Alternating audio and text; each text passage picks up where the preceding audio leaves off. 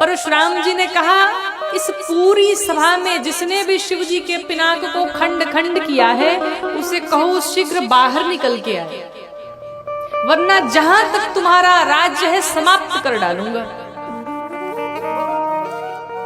अब जितने राजा थे सब आपस में बात करने लगे। एक कहता है, तुम्हें क्या लगता था हम धनुष तोड़ नहीं पाते? तुम्हें क्या लगता मेरे भीतर बल नहीं था?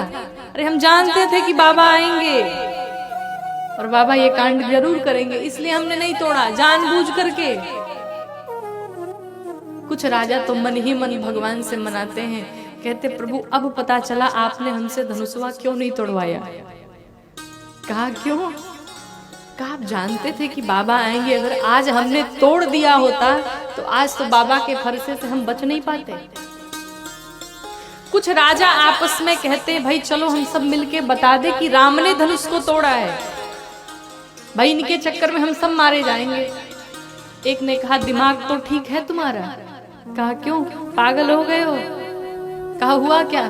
कहा परशुराम जी ने कहा है कि जिसने तोड़ा है वो आगे आएगा, और पता चले हम बताने जाएं कि राम ने धनुष तोड़ा है, बाबा समझे कि यही तोड़ा है, हम मार डालेंगे।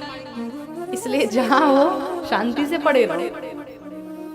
भगवान राम परशुराम जी के समक्ष गए और हाथ जोड़ करके खड़े हो गए। बाबा से भगवान राम कहते हैं कि नाथ शंभो धनु भंजनिहारा,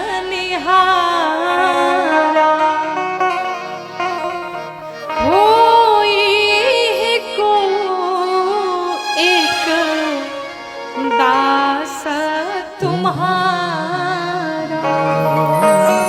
कहा प्रभु ये धनुष जिसने भी तोड़ा वो कोई आपका दास ही होगा, और दास होगा कौन? अब जिसका गुरु बलवान उसका चेला पहलवान, तो गुरु जैसा शिष्य भी होगा, हो कौन सकता है? तो भगवान ने इशारों में बता दिया, प्रभु हमने ही तो तोड़ा, मैं ही तो आपका दास हूं।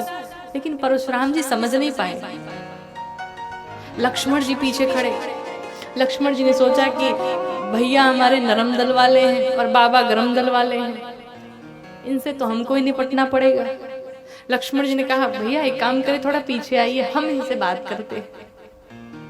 लक्ष्मण जी आए, प्रणाम किए, कहा हे ऋषिवर क्यों इतना क्रोध किए हैं? क्या बात है? ऐसी धनुष तो हम लोगों ने बचपन में न जाने कितनी तोड़ दी, बहुधनु ही तोड़ी लरिकाई, तब तो आपने एक बार भी क्रोध नहीं किया, फिर आज इतना क्रोध क्यों उबला जा रहा है आपका? परशुराम जी क्रोध में है, कहते मूर्ख बालक, तू उस छोटी सी धनुष की तुलना इस शिव जी के पिनाक से करता है, तेरा काल तुझे पुकार रहा है।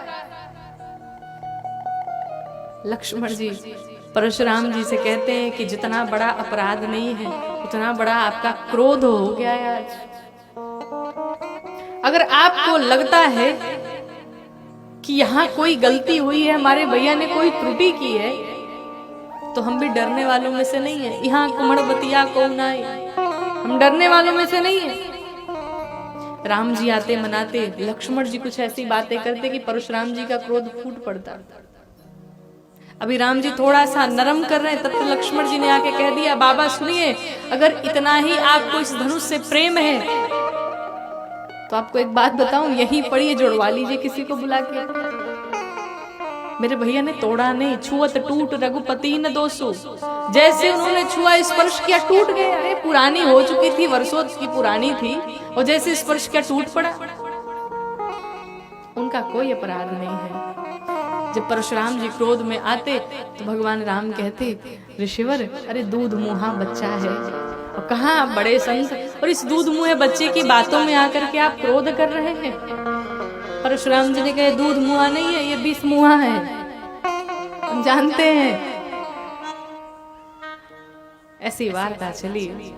अंत में भगवान राम आकर के परशुराम जी से कहते ऋषिवर अगर आप हमसे युद्ध करना चाहते हैं तो हमारे रघुकुल की ये परंपरा नहीं है कि हम पीठ पीछे करके चले जाएं, हम युद्ध करेंगे आपसे। लेकिन प्रभु एक बात बताऊं, मैं आपसे युद्ध करूंगा तब भी हारूंगा, नहीं करूंगा तब भी हारूंगा। पूछिए कैसे? नाथ, आप हमसे हर प्रकार से बड़े हैं। नाम तो देखिए, मेरा 2 अक्षर का छोटा सा नाम है राम, और आपका परशुराम। अगर कुल देखा जाए तो मैं क्षत्रिय हूं और आप ब्राह्मण हैं। गुण देखा जाए तो मेरे भीतर एक गुण है कि मैं धनुष बाण चला लेता हूं, आपके भीतर 9 के 9 गुण विद्यमान है।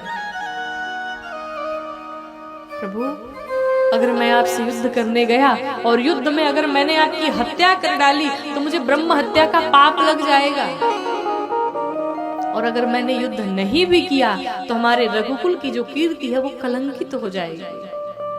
मैं हर प्रकार से आपसे हारा हुआ हूं, लेकिन फिर भी अगर आप युद्ध करना चाहते हैं तो मैं तैयार हूं।